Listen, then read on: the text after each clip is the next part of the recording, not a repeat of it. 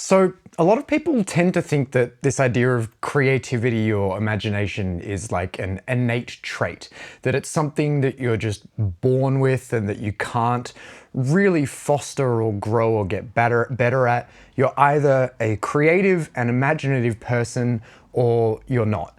And that's that. But the reality is that creativity and imagination is something that you can train and get better at, just like any other skill out there. If you wanted to get better at, say, lifting weights, you wouldn't just be like, oh, I'm just innately not good at lifting weights. No, you'd go to the gym and you'd probably start with a lesser, lower weight and then gradually build up to higher weights.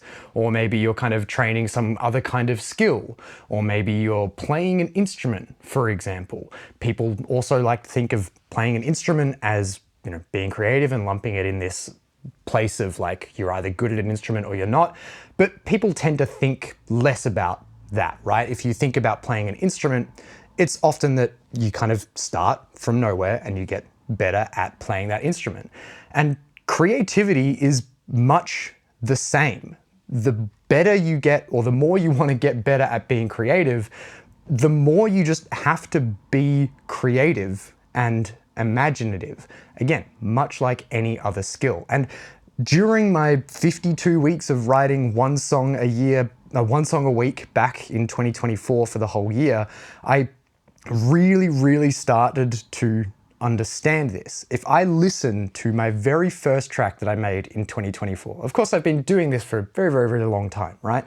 But if I listen to that first track that I made back at the start of 2024 versus the last track that I made at the end of 2024, both of which, very similar kind of genres, it's very easy to tell that the last one is so much better than the first one. Even though I spent so much more time on that first one, polishing it up in that first week, doing new things, experimenting, like stepping outside of my comfort zone. And then by the end, this last thing that I put together in a few hours on the very last day of the challenge, and it blows the other one out of the water. If you want to listen to them, I'll leave a link down below.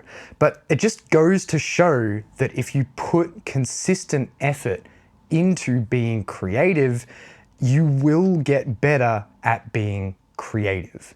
And it's not just better from a technical perspective. I think it's better from a songwriting perspective and all of this other stuff as well. But it's really interesting, and what's highlighted this for me the most over this last few weeks, and why I kind of wanted to make a video about this, is that at the end of 2024, when I finished those 52 weeks, I stopped being creative.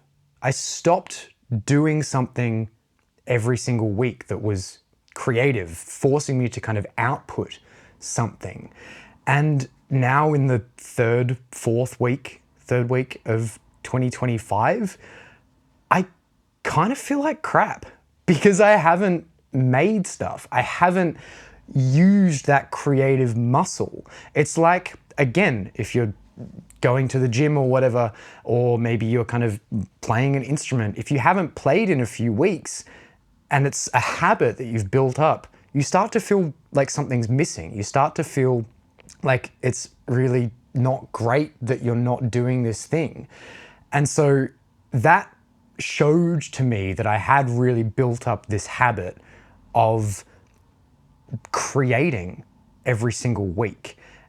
And I want to do more than just every single week. I want to be able to create every single day, because I know that the more that I create and the more time that I carve out for being creative and imaginative, the better I will get at it. And it's not just so that I can output better things, it's so that I can feel better in myself. When you know that you're getting better at something, and when you can hear that you're getting better at something, or see it or feel it, you just start to feel better. Having a sense of progress, I've found, is one of the best ways to just bring a little bit of extra happiness and joy and fulfillment into your life. Even if it's that 1% every day that a lot of people tend to talk about. Just do something every day that'll make you 1% better than the last day. Well, you don't have to do something every day that will make you 1% better than yesterday or the previous day. But I can guarantee you that if you do, you will feel better for having that sense of progress. But I think the hardest thing, and where a lot of people fall down with this particularly, is that being creative, because it's not taught as a skill, it's really hard to kind of start and practice it like any other kind of skill. There's not a rule book, and there's not really like teachers that kind of teach you in this process of being creative in the same way that like a personal trainer could write a program for you, or you could go to a piano lesson and have your piano teacher tell you, right, you need to learn these pieces and practice these scales. There's not really that for creativity, especially when it comes to music production, because there's so many aspects involved in the process of music production. Is it sound design? Is it composition? Is it arrangement? Is it mixing? Is it mastering? Or whatever it is, there's so many different skills you could be learning that I don't personally think it's really that useful to kind of go, I'm going to carve out 15 minutes to do composition practice. I'm going to carve out 15 minutes to do this the next day and then this the next day, and jumping between all these different things. In reality, what I find is more useful is utilizing every single one of the techniques and tools and concepts and processes that you use in the whole process of creating an entire song, utilizing that to create a song, because you will go through all of those processes as you're creating a piece of music. If you're using a digital audio workstation or something like that, you'll have to go and select sounds or sound design, compose, arrange, mix, master, all in a certain order potentially, but you'll get better at each of those parts of the process, and you'll feel a much better sense of accomplishment because at the end of it, you've actually got something to show for it, rather than just effectively your scales. Now, don't get me wrong, doing your scales is, useful, especially I was a pianist, I used to play piano, and doing my scales was incredibly useful. And doing those scales will get you faster at the process of composing and creating original music or remixes or whatever it is you want to do. But especially as we get older, we have less and less time, and carving out the time to do things like scales on top of then creating music is a really hard thing to do. So if you do just have time for one thing, I do recommend that you choose to create and hone the skill of being creative rather than honing the other skills that kind of help you on that path to being creative. But what if you're not feeling creative? A lot of the kind of rhetoric around this is, oh, you just have to start. And sometimes it's really hard to just start. We have such a fear that whatever we're going to make is going to be really bad, or no one's going to like it, or anything like that. At the start of this year, my partner started doing a kind of writing practice every single morning, something that she'd learnt about from The Artist's Way book, which I haven't personally read, but I've heard many good things about it.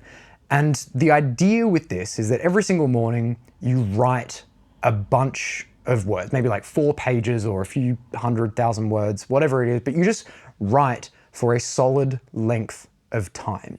But the thing that is different about this, or at least kind of the way I've approached it, is that you can't stop writing. If you stop writing, you're starting to judge yourself, and then you'll start to go into this negative spiral, and you probably won't get anything out onto the page. So it's about just this stream of consciousness writing, getting something out onto the page. And in order to do that, you have to let go of this sense of self-judgment that you have, and this sense of fear that no one's going to like what you've put out or what you've read, or what you've written rather.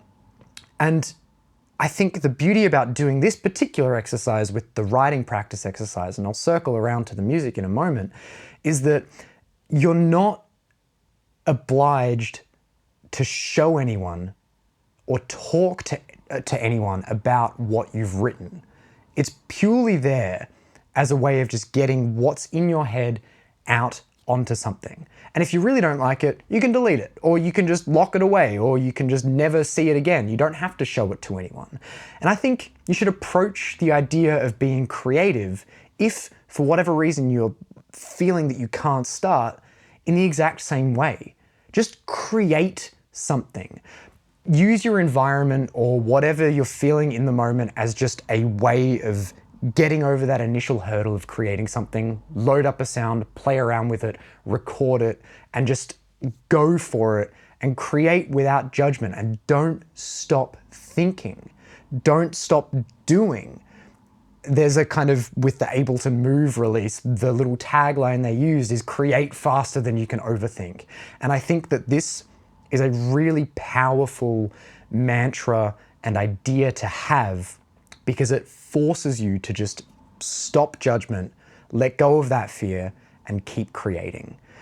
So I guess in the spirit of being creative and kind of training that creative muscle, I have, as I mentioned in my previous 52, I did 52 songs in 1 year challenge, kicked off a monthly challenge on my Discord server. This is a monthly challenge, music production challenge, that's designed to kind of help you find different ways to express your creativity. I didn't want to just do like another use this sample or only use your voice for the song or whatever it was. I wanted to do it a little bit more like have some creative prompts that encourage you to step outside of your comfort zone, just to grow a little bit every single time and keep you kind of pushing the boundaries of your creativity so that you can continue to grow. If you're in the gym scene or whatever, you can kind of think of it as like progressive overloading weights or something like that. But if you want to take part in this month's challenge and in future challenges, I'll leave a link to the Discord down in the description. I also send out updates via my newsletter. You can sign up to that so you can get notified whenever things like these challenges go live.